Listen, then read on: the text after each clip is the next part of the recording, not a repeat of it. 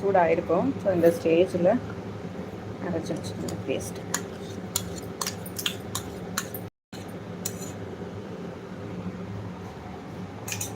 அதில்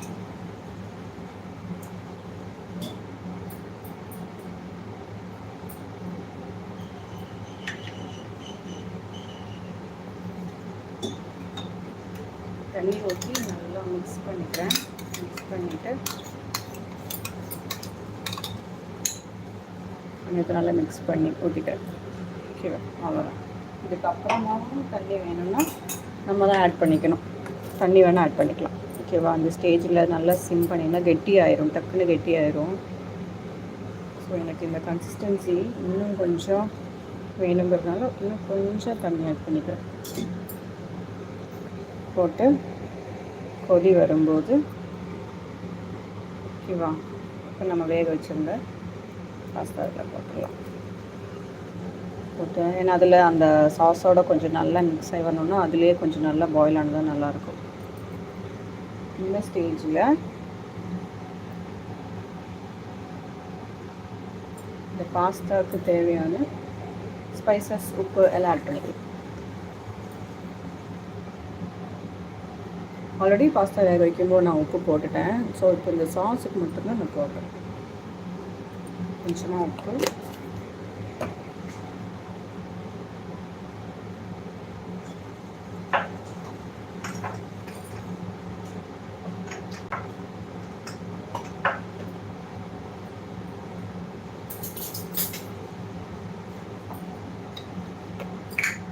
அதுக்கப்புறமா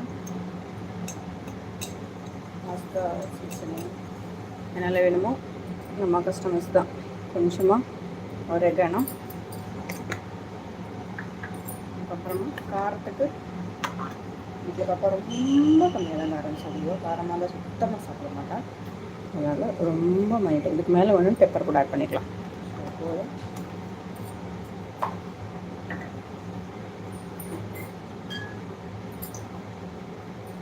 அப்புறமா நம்ம இந்த மிக்ஸ்டு ஹர்ப்ஸ் இருக்குல்ல, அதுவும் கொஞ்சம் போட்டுக்கலாம்.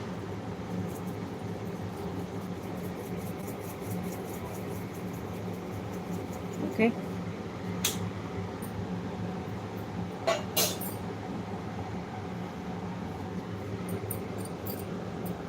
நல்லா க்ரீமியான எம்மியாக டேஸ்டியாக இருக்கும். இதில் சீஸோ வேறு எதுவுமே தேவையில்லை. சீஸ் எல்லாம் ஆட் பண்ணாமே நமக்கு அந்த பார்த்திங்களா சீஸியாக இருந்தால் இப்படி இருக்கும். அந்த கன்சிஸ்டன்சி நமக்கு கிடச்சிடும்.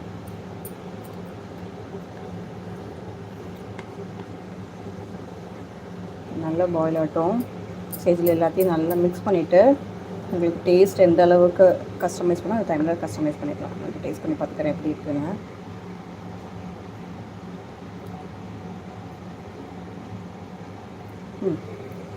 ஓகே, எல்லாமே கரெக்டாக இருக்குது. லைட்டாக காரம் தான் நல்லாயிருக்கும்னு எனக்கு தோணுது. பட்டு அவள் எப்படி சொல்கிறதுன்னு தெரியல. ஸோ கொஞ்சமாக எதுக்கும் கொஞ்சம் பெப்பர் மட்டும் லைட்டாக போட்டுக்கிறேன். திருப்பி நல்லா மிக்ஸ் பண்ணி 2 நிமிஷம் கொதிக்கட்டும். ஏன்னா கொதிக்க திக்காகும். ஸோ ரொம்ப கொதிக்க விடும் வேணாம். ஆல்ரெடி பம்கின் நல்லா வேக வச்சு எடுத்து பேஸ்ட் பண்ணதான். இதுவும் நல்லா பேஸ்ட் பண்ணியிருக்கோம். ரெண்டும் ஜெல்லாகி வரணும், அவ்வளோதான். So 2 to 3 minutes is more than enough. என்ன கேட்க போனால்